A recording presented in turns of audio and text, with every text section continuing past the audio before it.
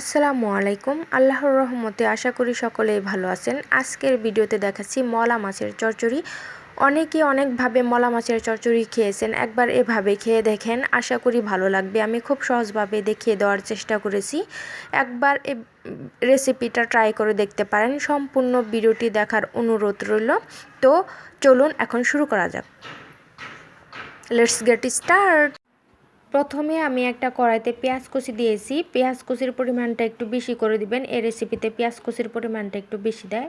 এ পর্যায়ে দিয়ে দিচ্ছি 1 টিস্পুন হলুদের গুঁড়া, দিয়ে দিচ্ছি 1 টিস্পুন লাল মরিচের গুঁড়া। আপনারা কে কেমন ঝাল খান আপনাদের প্রয়োজন মতো দিয়ে দিবেন। দিয়ে দিচ্ছি 1 টিস্পুন ধনিয়া গুঁড়া, স্বাদ মতো লবণ। লবণটা বুঝে শুনে দিবেন, প্রথম পর্যায়ে বেশি দিতে যাবেন না, তা না হলে তিতো হয়ে যেতে পারে।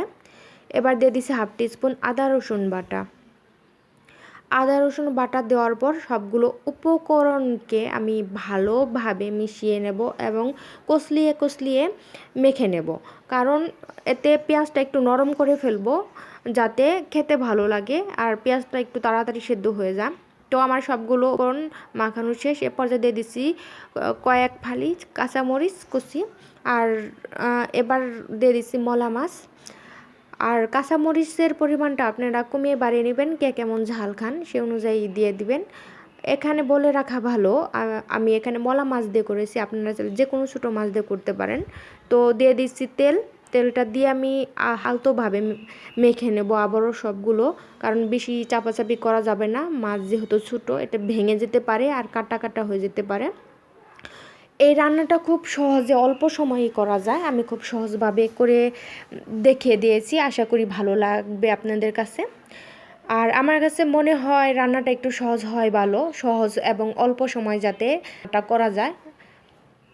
এ পর্যায়ে আমার মাখানো অলমোস্ট ডান। আমি হাতটা ধুয়ে পানি দিয়ে দিচ্ছি, ঝোলের জন্য দিয়ে দিব, যাতে এ পরিমাণ পানি দেবো যাতে সবগুলো সিদ্ধ হয়ে যায়। তো এখন আমি দিয়ে দিচ্ছি ছোটো ছোটো 2টা টমেটো কুচি, আপনারা বড় সাইজের একটাও দিতে পারেন, বড় সাইজের থাকলে একটা দিয়ে নেবেন। এবার টমেটোগুলো দেওয়ার পর আমি চুলাটা ধরিয়ে দেব, এভাবে আমি রান্না করতে থাকব। একবার হলো এই রেসিপিটা ট্রাই করে দেখবেন, লাগবে। ভিডিওটি যদি ভালো লাগে লাইক কমেন্ট করে যাবেন, আপনাদের একটি লাইকে আমার ভিডিও বানানোর আগ্রহ বাড়ে। যদি ভিডিওটি দেখে উপকৃত হয়ে থাকেন তাহলে সাবস্ক্রাইব করার, এরকম নিত্য নতুন সহজ রান্না পাওয়ার জন্য অল বাটনটি প্রেস করে যাবেন, যাতে সবার আগে আপনার কাছে নোটিফিকেশন। অলমোস্ট এই কাজ করেছেন তাদেরকে অসংখ্য ধন্যবাদ। এ পর্যায়ে আমি দিয়ে দিচ্ছি, এটা কমে এসেছে, আমি দিয়ে দিচ্ছি ধনিয়া পাতা কুচি। আমার ঝোলটা অলমোস্ট শুকিয়ে এসেছে, আমি এবার সার্ভ করে দেব। খুব সহজভাবে দেখিয়ে দেওয়ার চেষ্টা করেছি, আশা করি ভালো লেগেছে। এতক্ষণ ভিডিওটি দেখার জন্য সকলকে ধন্যবাদ। আর সকলে অনেক ভালো থাকবেন, সুস্থ থাকবেন, দেখা হবে অন্য কোনো ভিডিওতে। আল্লাহ হাফেজ।